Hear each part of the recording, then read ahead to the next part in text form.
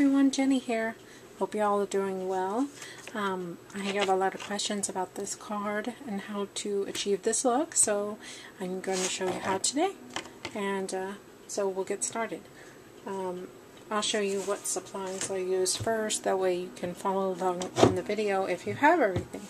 So first, of course, the stamp. It's the large flower pattern from Hero Arts S5471. Gorgeous stamp, must have, love it, especially on the wooden block. Doing the watercolor effect seems to work better with rubber. I tried it with acrylic and it didn't turn out so well, so I really like it with the rubber stamps. I also must have your mini mister. I use a watercolor paintbrush, just a cheap version from Michael's. Any acrylic block will work. I like to use a bigger one so I can work with more colors at one time. And then I have my distress inks and some cardstock. This is just regular cardstock from Paper Ink. It's not watercolor cardstock, as asked before. And I like to stamp on a wood surface. That way it's hard, flat, and gives an even stamp when you're working with big pattern stamps like this. So first, for the background, I use two colors, double glass and broken china. I like to do that to kind of give it a two-tone effect. So I just stamp it all over. Make sure you get it really even and really inked up. That way you have plenty of ink on there for your mister. And then I just go back in with the broken china, which is the darker of the two, and just randomly put it around to give it kind of a shadowy effect. Some dimension, some depth. Then you'll take your mini mister. You can get these at any hobby store. I'm sure everybody has one. Just kind of mist it. I usually do it about 3 or 4 times. You don't want to do it too much because the ink will start to run really bad. So then I take my stamp and I'm going to stamp it onto my cardstock. I like to press really hard and get a good even impression. Sometimes it doesn't always work.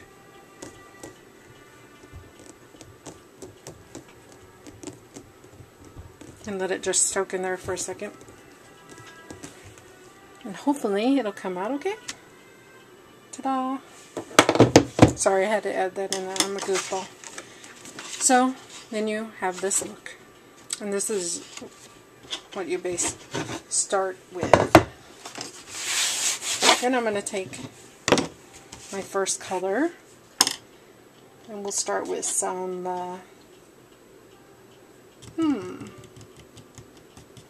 We'll start with the yellow first. So you just stamp it on your acrylic block.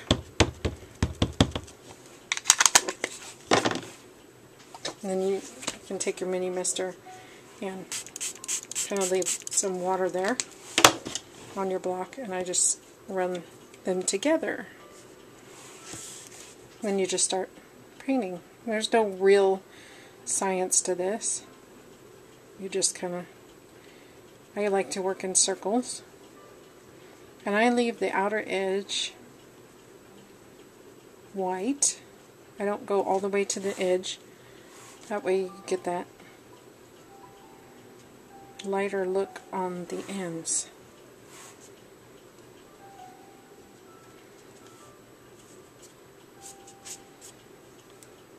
What I like to do is not use so much water when you want to start to get darker.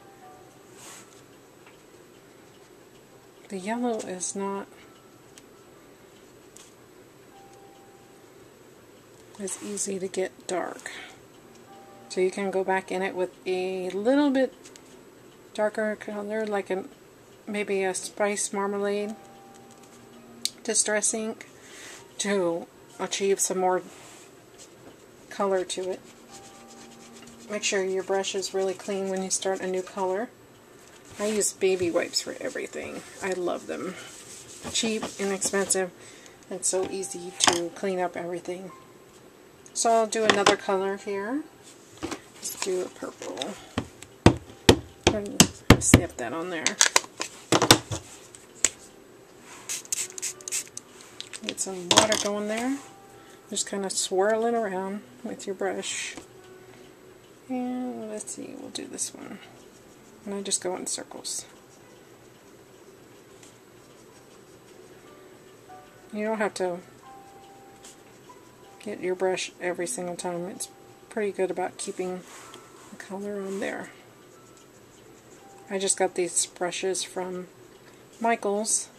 They're cheap, inexpensive. You don't have to get the specialty paint brushes for watercoloring. Just any cheap watercolor paint brushes will do.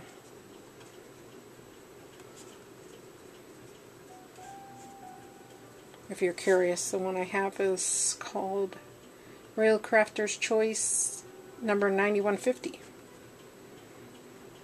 So I just go and paint my flower, and I get some without a lot of water. That way I can get it darker. And I just keep going over it until, and I just pat is what I like to do. That way you achieve kind of a, I don't know,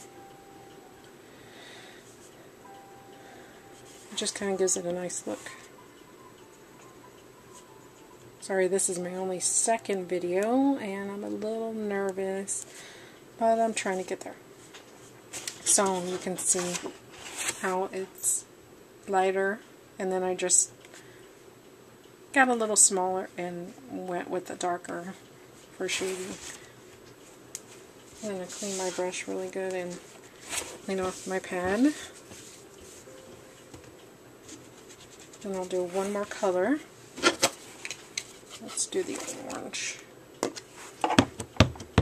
This one's Spiced Marmalade.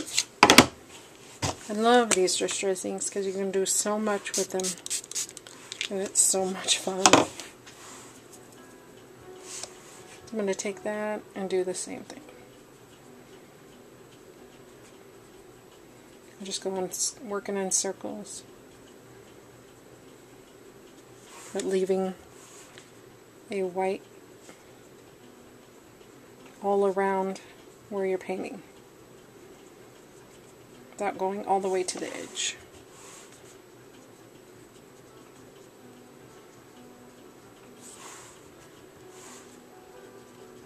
And you just keep picking up distress ink to get darker and darker.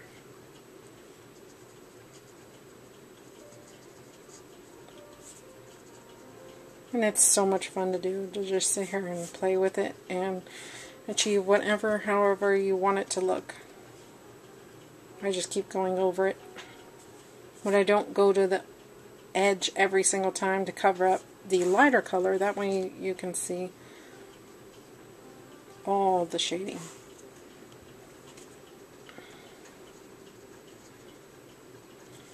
And it's so much fun to do.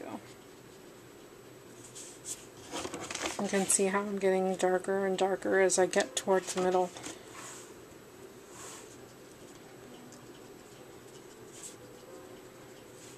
And I just pat with my brush. Give it that watercolor, really pretty look. Now for the background, you can see how it's lighter and darker, lighter and darker.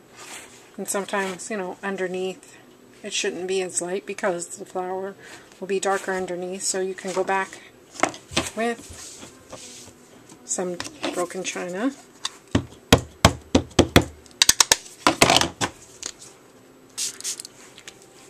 And you can just make it even darker.